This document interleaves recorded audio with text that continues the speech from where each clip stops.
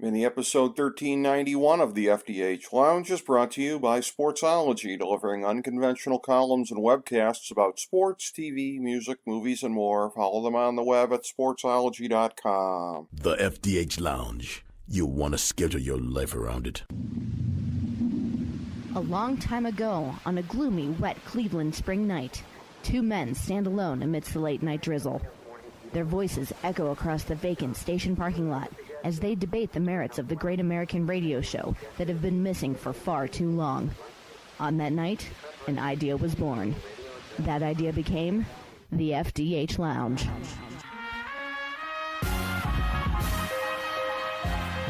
Welcome to the FDH Lounge. Hello, everyone. Welcome to FDH Lounge mini episode 1391. This is FDH Managing Partner Rick Morris here, and we have with us one of my favorite FDH Lounge dignitaries, our FDH Hoops analyst, Ben Chu, and he is here for the auspicious occasion of previewing the 2021-2022 NBA season. And this is going to be, of course, the third consecutive year, sadly enough, where this is going to be affected by the COVID-19 situation in America, and I would say North America overall, since we do have a Canadian team that is yet again a Canadian team this year, the Toronto Raptors. So we're going to have this hanging over the entire season, and of course there's one player in particular we'll be talking about early on in the course of this thing, who is a big part of the conversation. But to do all of that and more, my close personal friend Ben Chu. Ben, good to have you back in today, my friend. I'm good, Rick. As per usual, the residual checks are still in the mail, correct? Yes, they are. Yes, they are. I'll forward you the UPS number to look for them under. But regardless of that, it's going to be a very interesting season overall, and the field is, even though there are many favorites, pretty wide open this year. Yes, it is, I think. And, our joking about residuals there a second ago sort of foreshadowed where we're going to go at the outset here, because you and I were talking about off air and you were kind of schooling me on this a little bit. Is it $33 million that Kyrie Irving is leaving on the table, $17 million, whatever the case may be? And this may well be, and there's not going to be a long lag between when we record this and we get this up. But hey, it could be resolved by then. I'm cynical enough to think that Kyrie's not going to leave the money on the table. I will say this, and I tweeted something to the effect of, as a Cavs fan, let me tell all the anti-vaxxers out there who are putting their hope and their faith in him as a poster boy, be careful what you wish for, okay? Expecting this guy to remain loyal. So, he's not going to feel that he is bound, by any notion of principle or anything like that, or just in the fact that he's the latest hero of the anti-vaxxers in this country. So this may go on, this may not go on. I know from talking to you off air that you seem to think it may go a little longer than I do.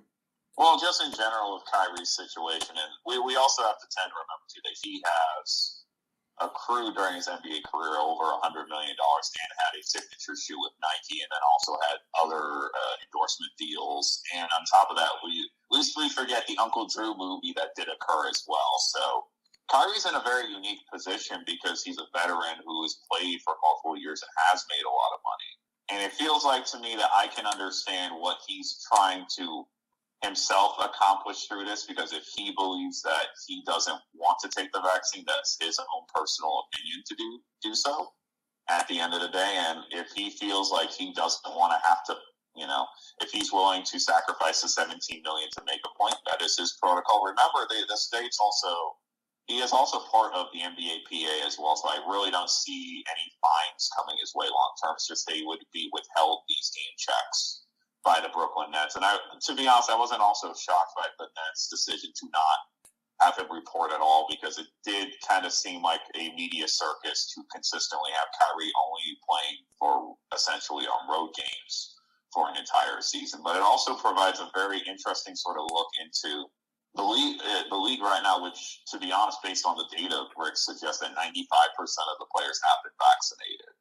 So outside of Kyrie Irving and Michael Porter Jr. has come out and said that he is not vaccinated as well. It's just a very interesting scenario. And, right now, I think Kyrie is one of those people that he has enough clout and he has enough money that I don't think this is relevant to him, really, in terms of because the argument most people would make is money. But if you're already a rich person, $17 million can hurt, but it's not going to put you out per se. Well, and it's one of these things too, where again, Kyrie's leaked threats or not leaked threats, whatever you want to call them. Kyrie denies that his camp is leaking threats for what it's worth, that he's going to retire if he gets traded. But anyways, that would seem like a way of demonstrating your bona fides as far as your seriousness on this. If you're willing to retire, then you're not just foregoing this year, you're foregoing every salary for the next however long he would be in the league. And again, it's hard to see somebody like him probably more than 4 or 5 more years, because he's always said that he wants to retire early. Let's face it, his legs are not what they used to be. I mean, when he's 100%, he is as springy and as athletic as anybody, but how often does that happen anymore? So, but 4 or 5 years worth of salary at that level is still a lot of money. So he's denying. Right. And there's also, too, Rick, the definition between him sitting out one season and him retiring. Yes. Well. But that's the thing, though, is that if you are willing to retire, let's say that he would have 5 more years left in him before he would have decided to walk away.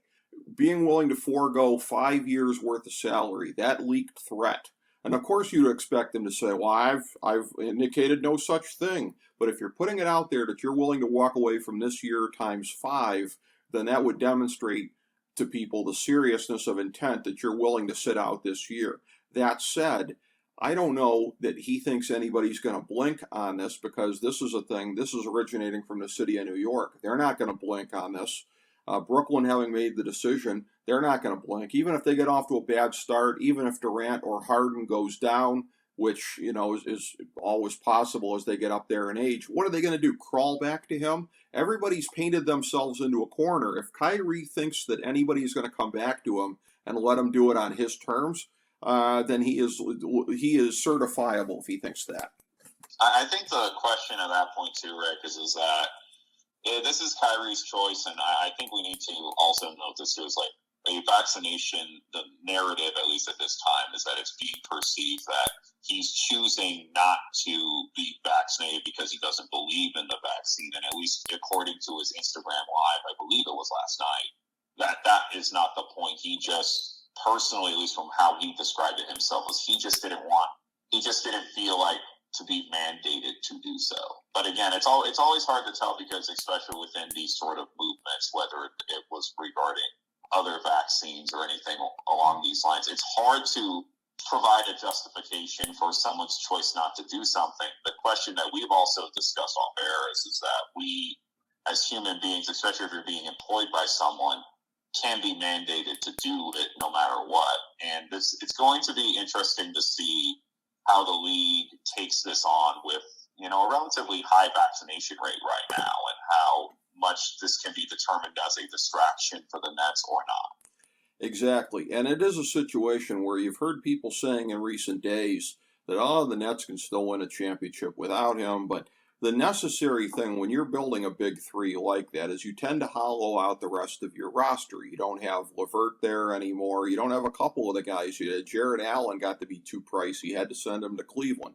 So any of these complementary parts that they had around him, it's not that they don't still have the Joe Harrises of the world, and it's not that they didn't draft well this year, because they did. But the notion that they could still win a championship, I would certainly say could. But, I mean, without Kyrie, with a healthy Kyrie, I think they're the team to beat. Without him, and let's presume that's going to be the case for a moment here, I think they're one of 8 or 9 teams, and no better than most of the other teams in the field. What say you? I would tend to agree with that sentiment. I still put them up relatively high. Yeah. The only argument I would make, again, and there's only one piece of information, like you would know yourself, Rick, at this current period of time, the Brooklyn team with Durant and Harden last season was outscoring teams when they were both on the floor by over 20 points. Right. So all of a sudden, I don't think they're going to implode. And some of these acquisitions they made in the offseason and getting LaMarcus Aldridge back, Patty Mills will definitely have a bigger role. The rookie Cameron Thomas is also going to have a bigger role, at least with no Kyrie. And I would say I still lean towards that they're the favorite in the Eastern Conference. As much as I love the Bucks, they were very close last season to not making it to the Nets were very close to just making it last season with the myriad of injuries. So I don't think it will change the overall tenure of the Eastern Conference. But what I will say, though, is I do think now that some of these other Western Conference teams might be the margin of error for Brooklyn has gone down at least very considerably. I agree with everything you're saying there. I still think they're going to win the Atlantic Division, and I think relatively comfortably, with or without Kyrie. But, I mean, the way that I look at it, let's look at it in the East in terms of tiers here. On the top tier, and I do in the end have Milwaukee at this point. Without Kyrie and Brooklyn, I'm going to say for the moment Milwaukee to make it through in the East. But I would say that the tier in whatever order, Milwaukee, Brooklyn, and then Atlanta, which graduated to that giant step, making it to the conference finals last year. That's sort of my cutoff at this point because of some of the questions about other teams. Miami regressed last year. Philly's got their soap opera going with Ben Simmons. To me, the top tier is those three teams. How do you see it? I would say so too, and if we're being honest, Rick, I think it's really just the top two at this point, because as much as I love Atlanta and Trae Young, I do expect kind of a conference final slump almost for them. Okay. In a way. I just kind of expect it just because they're a very good team, but we've seen this before. We saw it with Portland a couple seasons ago. We saw it with, let me see, if you date it back to like the late 90s, the Houston Rockets and the Utah Jazz, where you have a really good year, and then the following season it just doesn't materialize properly. Well, and that's why I think the Eastern Conference this year is not as interesting as it has been in previous years, because when you have a top-loaded team like the Brooklyn Nets, just offensively dominating teams, and you have Milwaukee, who has arguably the toughest player to guard in NBA history at any current moment in Giannis, that they're just going to be it's going to be very top-heavy unless something in terms of injuries or in terms of extension from either a player like Trae Young. The East is pretty much a Milwaukee-Brooklyn race at this point. I basically agree with that, and that's what I see the conference finals coming down to. The one thing I think that works in Atlanta's favor is that I wouldn't so much say that the Southeast Division is a safety net as I would a trampoline, because you've got Washington, Charlotte, and Orlando all in that division in some degree of flux. Like I said, Miami had regressed last year from their conference finals run, which again, an excellent example. Actually, the NBA finals the previous year, so excellent example of a team slumping coming off of that. I do think Miami's going to bounce back with some of the retooling. I also agree with that too. I think the acquisition of Kyle Lowry and some of their pieces are definitely going to play better this year as well. I think so as well, but let's pose that as a question, because I've still got Atlanta winning the Southeast, but Miami clearly making the playoffs and being a middle-of-the-pack Eastern Conference team. How do you see it between those two? I think they're both very interesting at this point. And I think Atlanta, just with the ability of Trae Young to be a game-breaking Steph Curry type of player, to just make big shots and not be afraid of the moment, is going to be big for Atlanta. And they have the right coach in Nate McMillan, and they have the right offensive system. And they're just going to get better because, at least let's forget, there was a big cloud kind of hovering over the John Collins situation before this run for Atlanta. And now he's signed long-term. And a lot of these pieces that we saw come on later during the playoff run in Bogdanovich, and then Cam Reddish, who I think is going to has a very good opportunity to become most improved player this year. So they definitely have a lot of pieces, but I still really like what Miami did, because I think Lowry still has a lot left in the tank, and especially being allowed to play off of guys like Duncan Robinson, Tyler Hero, Jimmy Butler, Bam Adebayo. I think it's going to be a very interesting team to see how they improve during the season, but it just kind of seems like to me that I agree with you. I give Atlanta the edge, but it would not shock me to see, like, if Miami is a team that represents the Eastern Conference, I won't be shocked by it at all. Well, exactly, yeah, because they did in the 2020 season where they were able to do that and represent the East. As far as that next tier of teams in the Eastern Conference there, I started to get into it in my mind a little bit with Miami. The other teams that I would have in that bunching there, Indiana getting Rick Carlisle, I think it's going to be very, very interesting with some of the pieces they have. Is Carlisle going to be somebody that can kind of take them to another level? He's been able to do that previously. Philadelphia still has a lot of talent on their roster, even if it's very much in flux. And you've got other teams in there. New York, they made a big run a year ago, surprising to a lot of people the way that the pieces fit together. You and I talked about this in the offseason, not knowing how all the pieces were going to fit together in Evan Fournier in a crowded backcourt. But, New York is still a force to be reckoned with. Boston, they're a little bit more top-heavy at the moment with their great wings and a lot of questions, I think, on the rest of the roster there. But how do you see it fitting together as far as that second tier of playoff contenders and the teams that make a very strong case to be in the playoff field this year? Sure, and I mean, just in general, one of the more surprising teams last season was the Charlotte Hornets and LaMelo Ball, and they're going to hopefully have a better run in the play-in tournament, which essentially was a very forgettable game against Indiana. So I think there will be some extension there. I don't think they're there yet, but it's going to be very interesting to see how they play. Indiana, I think, is probably one of the more dark horse teams in the Eastern Conference. You get Carlisle, who we all know is a great head coach. They got Chris Duarte in the draft, who pretty much had a very solid summer league. And they still have, one of the best big men in the league in Domantas Sabonis. Malcolm Brogdon is a great guard. And if they can kind of get people back and healthy and moving and playing well, I think they're a team that can definitely go far if they hit the right sort of matchups. In terms of Boston and the Knicks, I think they're it's pretty going to be very similar to see, I think Boston's trajectory is improving the team and getting some sort of more action to some of their younger guys like Aaron Nesmith, Peyton Pritchard, Romeo Langford. So it's going to be very interesting to see where Boston ends up being. I probably have them at the tail end of the playoff chase at this point. And I think the Knicks, it's going to ultimately come down to the health of Kemba Walker, as it seems like it was for all those years in Boston, how good the Knicks can be. But I also think if you just look at sort of the cornucopia of how the Knicks play the game of basketball under Thibodeau, is that they have a very good chance to make a deep run if they can keep up that defensive intensity, but also improve offensively at the same point. Yes, and that's a team that needs some clarity as far as, what the first option, second option, third option, fourth option is going to be at any particular moment on the court. You assume that Randall, I guess, is going to be the default first option anytime he's out there. But we also saw, his struggles in the Atlanta series overall. So it's going to be interesting to see if he's going to improve in his real second, third foray into the playoffs at this point. Exactly, and I think, would you agree with me that, if they're going to make a deeper run than anybody thinks they're going to, it's going to have him graduating probably yet again to an MVP level? Pretty much, and again, if Kemba can play well and they can get some health, it's going to be interesting to see. They got a lot of talented young guys through the draft, and guys like McBride, and then also one guy that I think is going to play a much bigger role for them, definitely moving forward, is going to be the kid they took out of Texas. I'm blanking on the name now.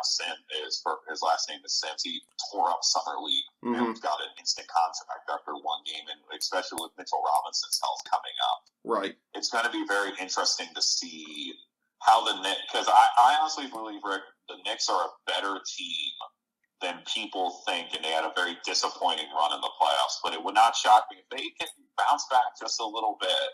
They can be in that sort of second tier of teams that can compete. It's just, I just find it very hard to see any of these other teams kind of knocking off a Brooklyn or a Milwaukee at this point. And one team we also didn't really talk about that made a lot of offseason moves were the Chicago Bulls. Yes.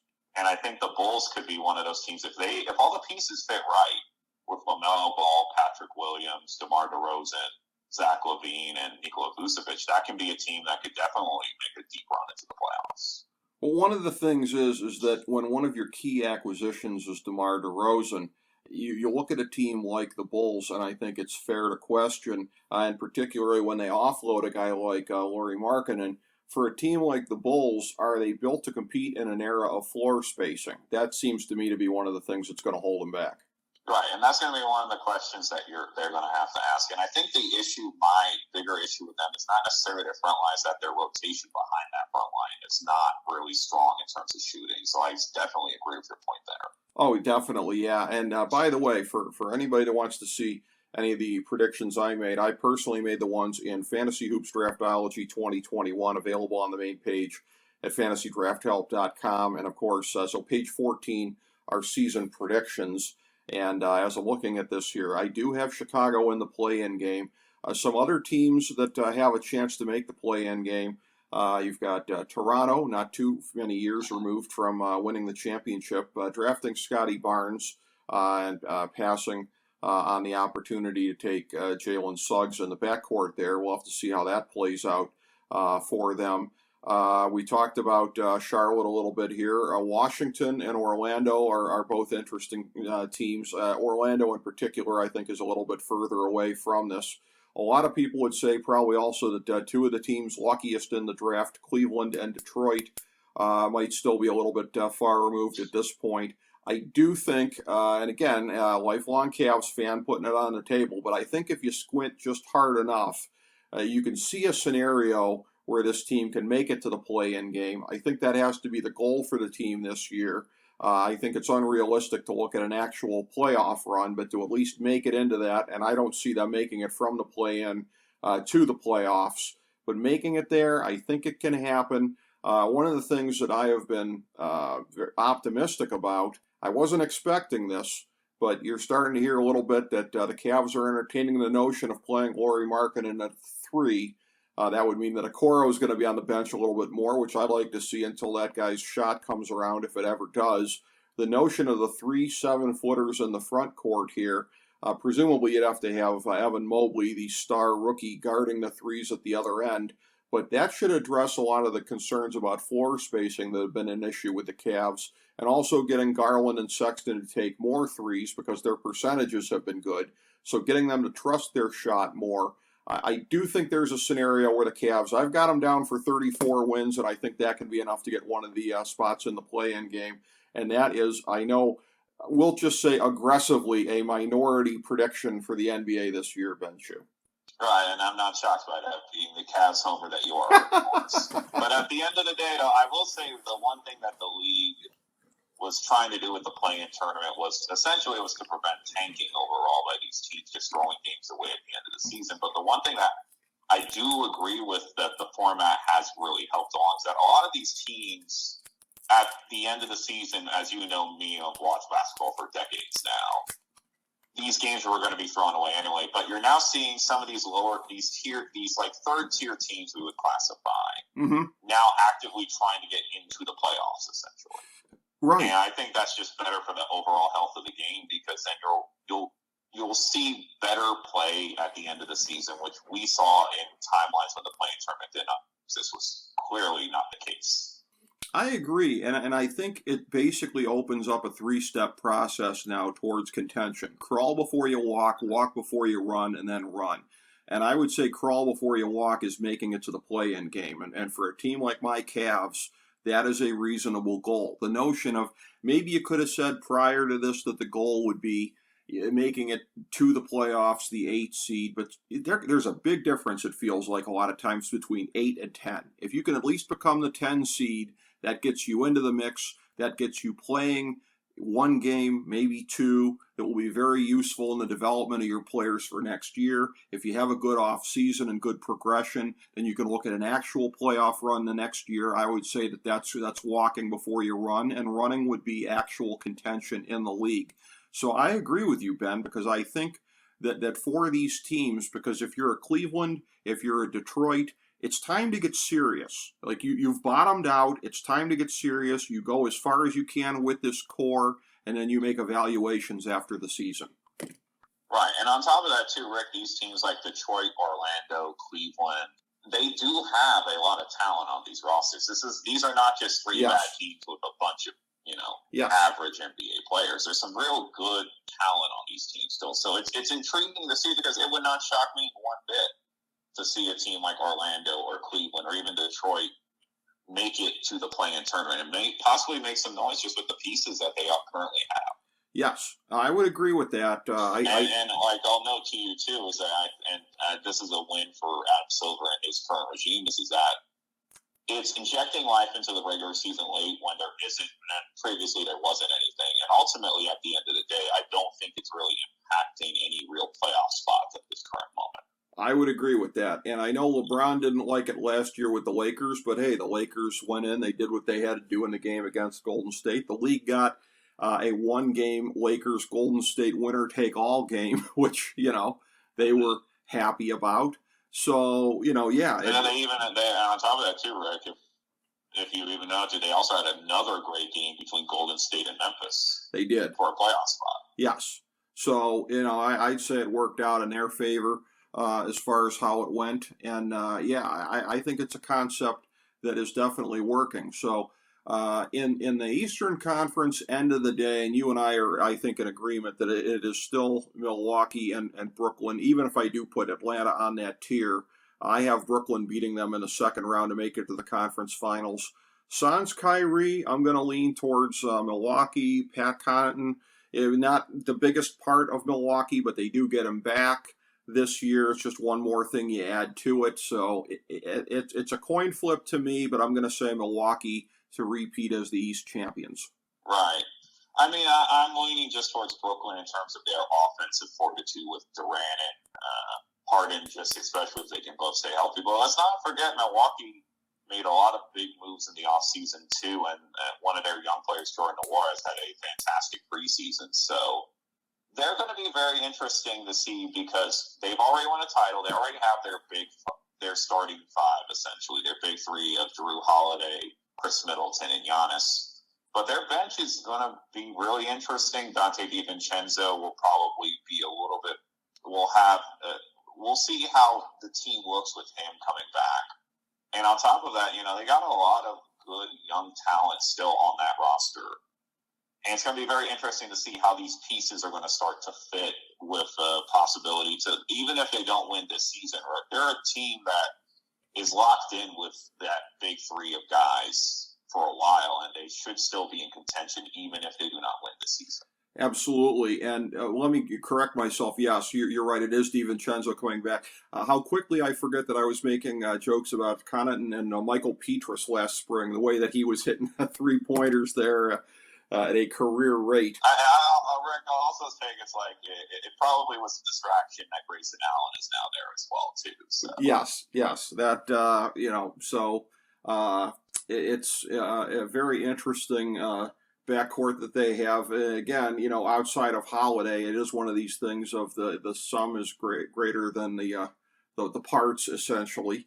That's the way to kind of make it work. That the shooting guard position in Milwaukee is somewhat akin to the way that the Tampa Bay Rays run their entire roster, of where you're not exactly sure how they're doing it, but they do manage to make it work.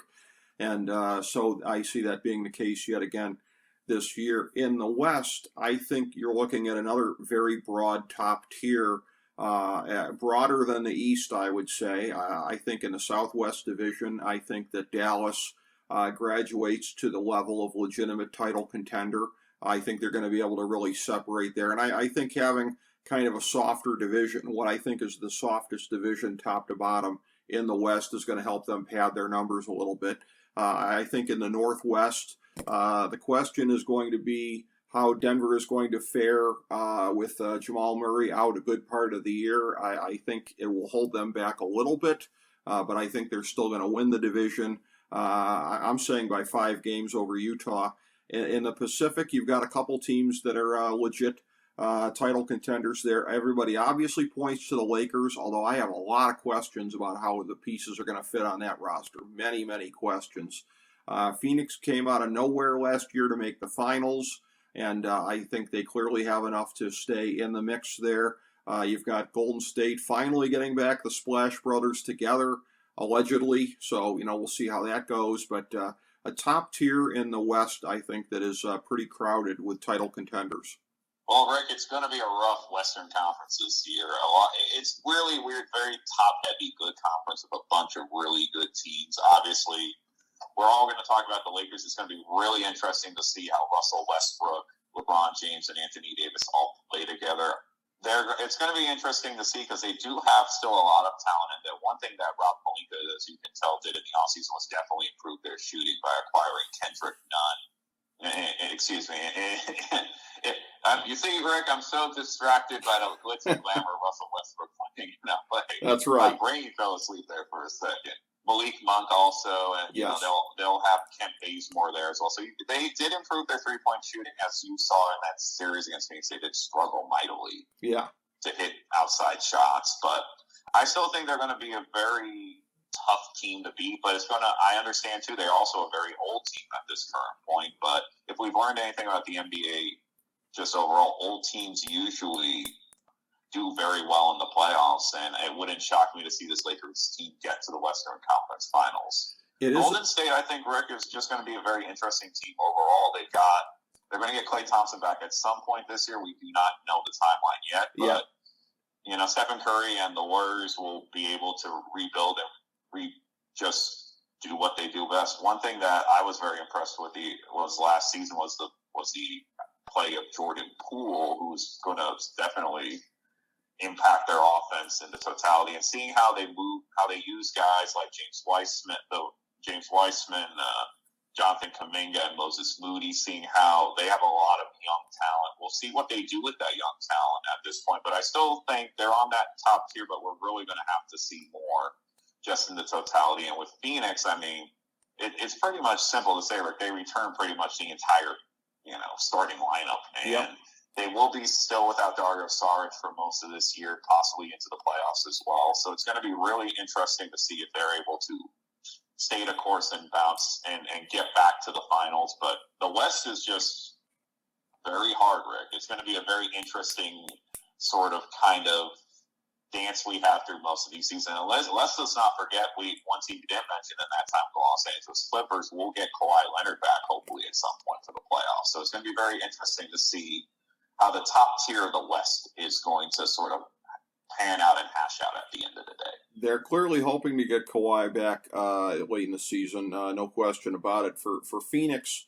most of their young players are still getting better, Booker and Ayton, and yes, it's another year on the ageless CP3, which at some point that's got to start catching up to him, but most of the players on the Phoenix roster are young and still getting better. That's one of the things that is in their favor, most definitely. Again, yes, I didn't put the Clippers on that upper tier because for the regular season being without Kawhi Leonard, that's going to hurt them. I feel bad also in saying that my fellow Bobcat Jason Preston, I guess, is going to miss the year due to an injury. So he actually could have gotten some minutes in that backcourt there this year potentially, but not going to happen now.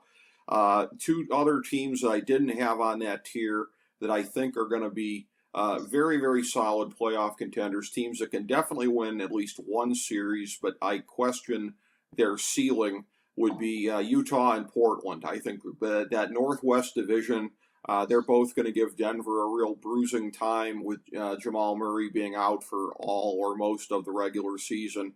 Again, Utah of the two, I think certainly has a higher ceiling, and if Donovan Mitchell can keep improving and become a real franchise player in this league, that definitely improves what their ceiling can be. But Utah and Portland, like most years, I think we're going to see them right squarely in the mix.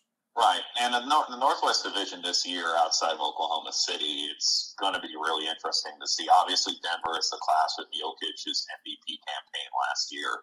And then, we're going to see a little bit more of Michael Porter Jr. You also know, too, Rick, we're going to see Bones Highland, the rookie first rounder, at some point, too, maybe line the world a little bit. It's going to be really interesting to see how this Denver team sort of improves and when Murray's timeline comes along to determine what's going on, where to personally rank them at this point. To head to Utah, I think Utah, of all the teams in the Western Conference, just generally looking at everything, is probably the most disrespected team right now. Let us not forget that they essentially had 58 wins in a 72-game season last year, essentially. Right. And it's going to be really, or 56, 58. We parsed the number, but they essentially they led the league in wins last season. They did. So I personally feel like Utah, with some of the acquisitions they made in the offseason to bolster their bench a little bit, and with taking Rudy Gay from the Spurs, Hassan Whiteside is going to be a part of that team. So they're going to get a little deeper. They're going to have a little bit more talent and able to spread the floor. But the question, I think you would agree with me with the Utah Jazz at this point, is that the Jazz are getting older. Yep. And we all know Donovan Mitchell and Rudy Gobert are going to be tentpoles for that franchise for the next couple of seasons. It's going to be really interesting to see how they end up, we'll see if they learn from trying to win a bunch of regular season games and translating that to playoff success. And just to touch on Portland alone, it's going to be very interesting to see if the sort of mid-range moves by GM Neil O'Shea will be enough to keep Damian Lillard happy and staying in the Pacific Northwest. But it's going to be very interesting to see if Portland can kind of bounce back, get a full season with Norman Powell, have a full season with Yusuf Nurkic. We'll see if some of the guys that they acquired in the offseason and Larry Nance Jr., and possibly another guy that was kind of left on the scrap heap too, but he's also been playing well and would most likely make the roster. Former top pick by Dallas, Dennis Smith Jr. has been making some waves out here too. So it's going to be very interesting, I think, Rick, to see the rest of the Northwest Division. And let's not forget, we didn't get to mention them really, but Minnesota's lineup right now is a pretty gosh darn good lineup. I expect big things from Anthony Edwards in his second season overall. And they're going to be very deep and very interesting. And I figure also just to transition, I'll go to the Southwest. And I feel like Dallas, we all know, is the class of the division. It's going to come down to if Luka gets enough help in the playoffs. Tim Hardaway Jr. will be there. Kristaps Porzingis has played well in the preseason. And they're going to be a little bit deeper. Jalen Brunson, and at least from what I'm hearing from Jason Kidd, they're going to try and do some more 2 to 3 guard lineups, essentially making Luka the de facto small forward on the floor and try and get more offensive opportunities to get to the basket and make big plays. And then, it's going to be interesting to see how the rest of that division kind of shakes out. But I'm intrigued by Houston. Jalen Green had a good summer league, and they have some good pieces, including your former man crush Kevin Porter Jr. and Christian Wood is a fantastic young player as well. So it's going to be interesting to see where they kind of settle. It's a rebuilding year for San Antonio, and it's going to be interesting to see what they end up doing with it. But I expect to see big things from guys like DeJounte Murray and Derek White, and the Southwest is just interesting, right? That's all I have to say. It's interesting at the end of the day. Oh, it definitely is. And just 2 notes on teams you mentioned there as far as it goes with Portland. Another longtime man crush of mine, DSJ. Yes, we'll see if he can get it going there. By the way, speaking of Portland, as I see that apparently New York Times columnist Nicholas Kristof is thinking of running for mayor there. May I suggest to the civic leaders out there that at any of the mayoral debates, they pose a question to all the candidates. What would you do to help keep Damian Lillard in Portland? Because I don't think there's probably any. You can talk rioting or any of these other things, Ben. I don't think there's anything that's more important to the civic health of Portland than keeping Damian Lillard happy and as the centerpiece of that team, but that's just my opinion. And as far as it goes with Minnesota, I mean, how long have they been underachieving with top talent? And you fire your team president right on the verge of the season starting, thereby potentially making your head coach a lame duck, potentially. I mean, Minnesota always finds a way to underachieve with what they have. So, it's been going back all this period of time, and doing some research on another project that you and I can talk about subsequently here, even going back to the days of Kevin Garnett and Stephon Marbury. Underachieving is one of the most cherished traditions every Minnesota winter, at least on the hard court. Well, it's also going to be interesting too, Rick, that they also have that new ownership group coming in with Mark Lowry and Alex Rodriguez to see what their sort of little imprint is going to be on the franchise. And right. I mean, if we look at some of the teams that we didn't really talk about as much, Oklahoma City, I know, is kind of being cursed as the team that's probably going to finish last, but they got a lot of intriguing talent, right? In their first round pick, Josh Giddey, who I liked coming out of the draft. Shai Gilgeous-Alexander is a fantastic guard, and it's going to be interesting. He did sign his max recently, and it's going to be interesting where his sort of framework and piece is going to come into. And there, another team that I've kind of just been, we didn't really talk about, but they definitely have a chance to sneak into the play-in tournament. It would be the Sacramento Kings, and they're outstanding backcourt right now with De'Aaron Fox, Tyrese Halliburton. Davion Mitchell has been very impressive in the preseason. I think he'll be a guy that can definitely help them get to the next level. The real question I think we're going to have to ask with Sacramento, Rick, is do they have enough talent to get to that area? And if they don't get to that area, when is the reset going to happen again? Well, I mean, it's the exact opposite, too, because also Buddy Hield in that backcourt, who is a tremendous player. I mean, they're almost the opposite of the Cavs. There's all these jokes about the Cavs trotting 5-7-footers onto the court. Sacramento looks like their optimal lineup could be 4 guards, and that's a different kind of a problem for them. Right, and it's going to be interesting, too. I expect to see – it wouldn't shock me to see, because I know Luke Walton is a guy who does like to experiment with his rosters and rotations, that you could see like 4 guards on the floor. And I think the way the NBA is trending, we say these guys are guards. We say Luka Doncic is a guard, but he has the size and ability of a power forward at the end of the day. So I think the pushing of the NBA towards more sort of more freelance in basketball, that position designations are just that position designation at the end of the day. I understand that, and we're in a world where people are expected to understand whenever anybody identifies as whatever they want to identify as, and yet, if Davion Mitchell was to say, I identify as a power forward, I'm not sure any of us should take him seriously, Ben. Well, I mean, he, at the end of the day, Davion Mitchell is a player who is very interesting. It was interesting that Sacramento took him, but it was understandable the spot. And it's going to be interesting to see how Sacramento's going to grow that team, or who eventually is going to get dealt, because as you know too, Rick, you can't have 4 guards on a team that all want max minutes at the end of the day. Well, exactly. And as well as, and if I just circle back around to our earlier thing about the Lakers as far as fit goes, ball in the hands, whatever.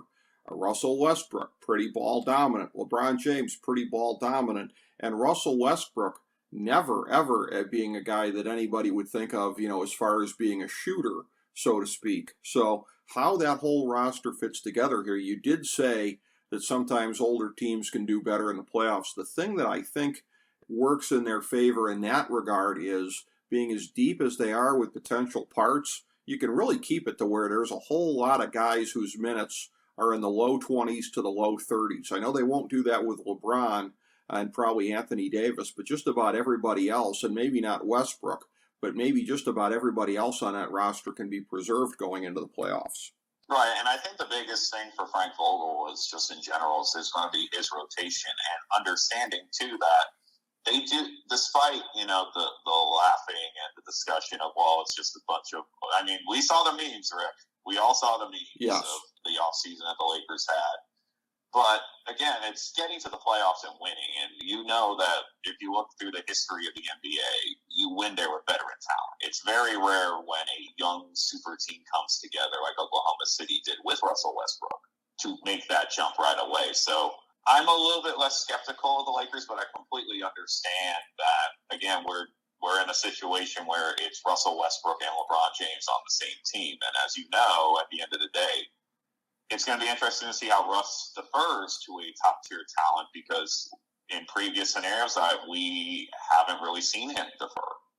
Yeah, that's true. And again, presumably at this point, he's going to do things differently, but we'll have to see about that. Mm-hmm. And one thing I will note, Rick, too, is especially during his time in Washington, you could see Russell's offensive shot selection begin to change a little bit. And I want to see, especially with the Lakers having Dwight Howard on the roster, to run a lot of pick and roll sets, because that's what Russell Westbrook and Daniel Gafford with the Wizards essentially ate up at the end of the season for them to make the play-in tournament. That makes a lot of sense. And looking at the Western Conference playoffs, whether or not you believe my exact layout of the playoffs, which again, Fantasy Hoops Draftology 2021, available on the main page at fantasydrafthelp.com, but some of the things I'm looking for here, I do think we're going to get a Golden State Phoenix 4-5 matchup in the first round.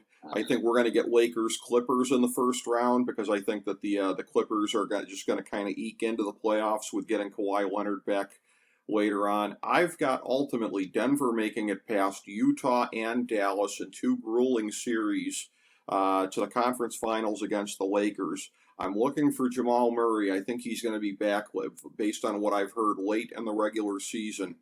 I think it's going to be the upset. I'm going to take Denver in the conference finals, and in what would be one of the most grueling paths probably anybody's ever gone through to win an NBA championship. I'm sticking my neck out there. Denver over Milwaukee in 6 in the finals, Ben Shue. Right. Well, last year, and we discussed this too, last year with, I went out on a limb and took Philly to make it to the finals. Philly and Denver, I think. Technically was not incorrect, but it was just not the narrative. But the Western Conference, we know it's going to be brutal this year. It's going to be really hard.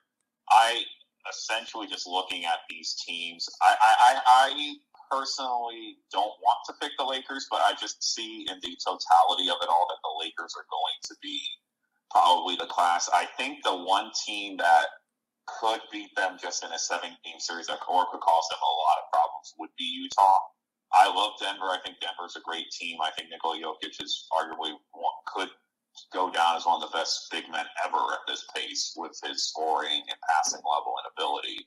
But I tend to lean towards, at this point, Utah is probably going to be the Lakers' biggest rivals, and it's really going to depend on where the seeding is, because I have a feeling at some point Phoenix might face LA sooner than they rather would hope than the conference finals.